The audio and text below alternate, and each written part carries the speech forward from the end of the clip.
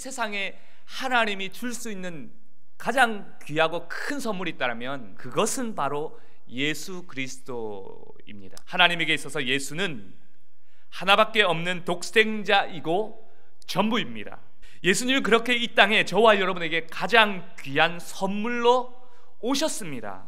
우리 인생의 죄와 심판의 저주를 끊으시려고, 죄와 저주의 십자가를 대신 지시려 오신 것입니다. 그러나 이 귀한 선물이라 하더라도 선물을 상대방이 받지 않으면 아무런 의미가 없습니다. 하나님의 가장 귀한 선물이라 할지라도, 그것이 예수 그리스도라 할지라도, 그것이 인생의 구원이라는 가장 귀한 선물로 왔다 할지라도 오신 예수를 믿음으로 받지 않으면 결코 구원의 은혜도 하나님의 자녀가 되는 권세도 내 것이 될 수 없다는 거죠.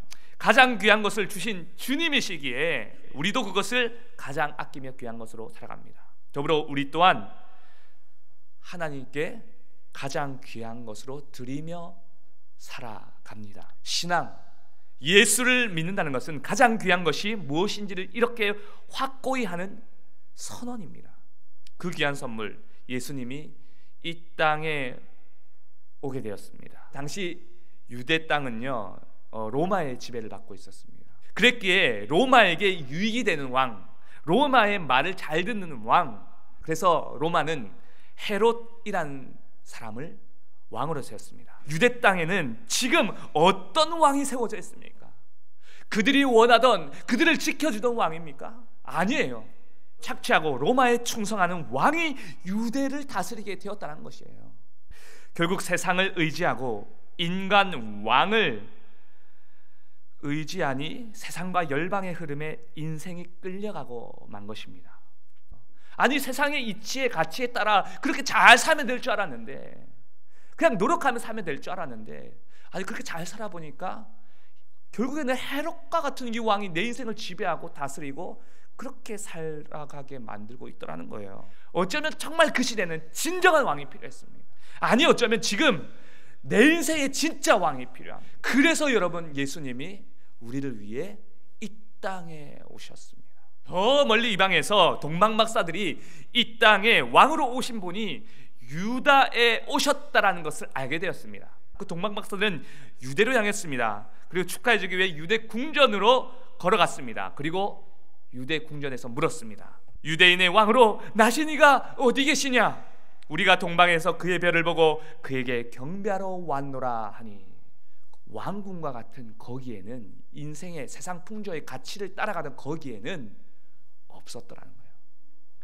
거기 가면 당연히 왕이 있겠지, 거기 가면 내 인생의 성공이 이루겠지. 아니요, 거기 가보니까 왕도 없고 오실 왕도 없더라는 거예요.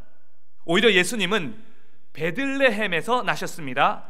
떡집이란 이름과 함께 작은 시골입니다. 왕궁이 아닌 작은 시골, 예수님은 오히려 미약하지만 생명의 말씀으로 오셨습니다. 여러분, 우리 인생은 그 보잘것 없어 보이는 생명의 떡을 발견하는 것으로 의지하며 살아갈 수 있다는 것입니다. 왕국이 아닙니다. 세상이 아닙니다. 세상의 방법이 아닙니다. 그 방법과 수단이 여러분의 인생을 사실은 더욱 말라가게 합니다. 여러분, 한편 헤롯 왕이 이를 듣고 어찌 가만히 있을 수 있겠습니까? 여러분, 우리의 인생을 지배하려고 하는 거짓 왕 사탄도 어찌 이에 대한 소문에 가만히 있을 수 있겠습니까? 저와 여러분의 인생 가운데 왕이 오셨다고?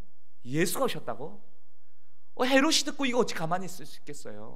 헤롯은 왕으로 온 그 아기를 자세히 찾아보고 맞으면 자기에게도 알려줘가지고 자기도 찾아가서 경배할 수 있게 해달라고 합니다. 하지만 그것은 헤롯의 진정한 마음이 아니라 계략이었습니다. 그 아기가 왕이 맞다면 왕으로 오신 예수를 죽이려고 작정한 것입니다. 여러분, 이것이 헛된 왕 헤롯의 모습입니다. 세상과 헛된 왕 사탄의 모습이 실존이 이렇습니다. 우리는 오늘날 한 나라의 대표가, 대통령이 얼마나 중요한지를 실감하는 시대를 지금 살아가고 있습니다. 내 인생을 이끌어가고 내 인생을 통치해줄 그 왕은 여러분 얼마나 귀하겠습니까? 우리는 우리 자신에게 참 궁금합니다. 내 마음에 가장 귀한 왕이 누구인지 그것이 참 궁금합니다. 그것이 알고 싶습니다. 결국 동방 박사는 대제사장과 서기관들이 알고 있는 하나님의 말씀을 듣고 베들레헴으로 향했습니다. 거기서 그들은 인생의 가장 귀한 것들을 아끼지 아니하고 드릴 수 있는 인생의 왕으로 오신 예수 그리스도를 만나서 경배해 드릴 수 있었습니다. 이 귀한 소식이 저와 여러분에게도 들렸습니다. 이와 같은 소식을 듣고 헤롯 왕과 예루살렘이 사실은 처음에 놀랐었습니다. 더불어 대제사장과 서기관들은 이 소식과 말씀을 잘 알고 있었습니다. 근데 여러분, 찾아가는 이가 아무도 없습니다. 그 왕을 향해서 달려가보고 경배해보자고 하는 어떤 사람도 없었습니다. 우리는 듣는 데는 참 익숙한 사람입니다. 세상 풍조 속에서 내가 원하고 내가 생각했던 그 가치관을 따라가면서 헛된 것을 쫓고 있는 그 인생 가운데 주님은 다시 우리에게 인생의 왕으로서 하나님 자신과 같은 아들 전부를 우리에게 왕으로 내어주셨습니다. 우리 마음과 인생에서 가장 귀한 예수 그리스도, 그분이 오늘도 여러분의 인생을 주관하시고 여러분이 의지할 때, 여러분이 따를 때 여러분의 삶을, 여러분의 마음과 인생을 그의 나라로 이루시기를 진심으로 축원합니다. 오늘도 선포하며 나갑니다. 오늘도 선언하며 나갑니다. 주님, 내 인생의 가장 귀한 가치 택하여 세워